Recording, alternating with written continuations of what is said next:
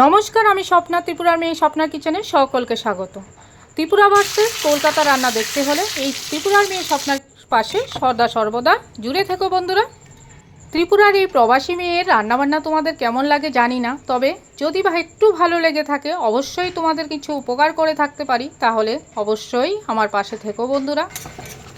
এই কাতলায় কি সিক্রেট মশলা দিলাম চলো সঙ্গে শেয়ার করি।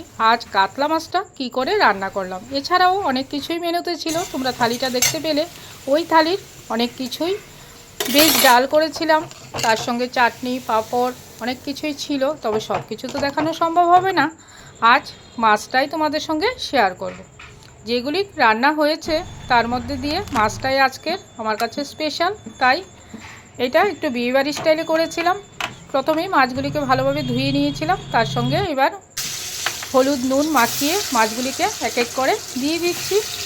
তারপর মাছগুলিকে হালকাভাবে ব্রাউন কালার শেপে ভেজে নেব। তোমরা কতটা কড়া মাছ ভাজা খাও, আমি কিন্তু মাছটা একটু কড়া করেই ভাজি, কারণ আমার কাছে না হলে একদম একটু গন্ধ গন্ধ লাগে। এই যে এইটা হলো সিক্রেট মশলাগুলি দিয়ে দিলাম।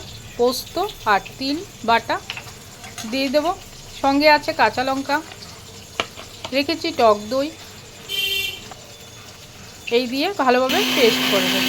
তোমরা এই মাছটা করতে গেলে কিভাবে করো তো অবশ্যই আমাকে কমেন্ট সেকশনে জানাতে ভুলবে না। আর আমি যেভাবে করেছি তোমাদের ভালো লেগেছে কি না অবশ্যই কমেন্ট সেকশনে জানাতে ভুলো না।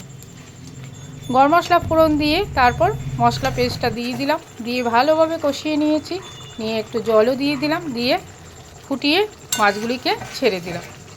এবার একটু গ্রেভিটা রাখা হবে। দেখো এই যে আমার মাছের কালারটা কত সুন্দর হয়েছে, আমি নিজেই সত্যি আমার কাছে খুবই ভালো লেগেছিল। তোমাদের কাছে কেমন লাগছে রান্নাটা অবশ্যই কমেন্ট সেকশনে জানাতে ভুলো না বন্ধুরা। আবারও বলছি, বাড়িতে অতিথি আসলে একটু ভালো মন্দ রান্না করতেই হয়, তার মধ্যে মাছ, মাংস, চাটনি, পাঁপড়, দই, এগুলি তো রাখতেই হয়। এবার সত্যি রান্নাবান্না করতে বেশ মজাই লাগে। তোমরা বাড়িতে অতিথিরা আসলে কী করো অবশ্যই কমেন্ট সেকশনে জানাতে ভুলবে না। এখন তো অনেক কেনা খাবার পাওয়া যায়, তবে কেনা খাবার দিয়ে অতিথি অভ্যর্থনাটা সব সময় হয় না। কারণ কি বলো তো, নিজের লোকরা আসলে নিজের হাতে রান্না করে খাওয়াতেই বেশি ভালো লাগে, আর আমি সেটাই সব সময় চেষ্টা করি। এই যে আমার রান্নাবান্না কমপ্লিট, আমি বেড়েও নিয়েছি। সেই থালিটা ছিল অ্যাকচুয়ালি আমার বাড়িতে ত্রিপুরা থেকে আমার আত্মীয় স্বজনরা এসেছিলেন, আর তাদের জন্য আমি স্পেশাল এই থালিগুলি বানিয়েছিলাম। তারা খেয়ে তো বেশ ভালোই বলল, আর আমার চ্যানেল দেখেও সবাই প্রশংসা করছিল। তোমরা কি বলো?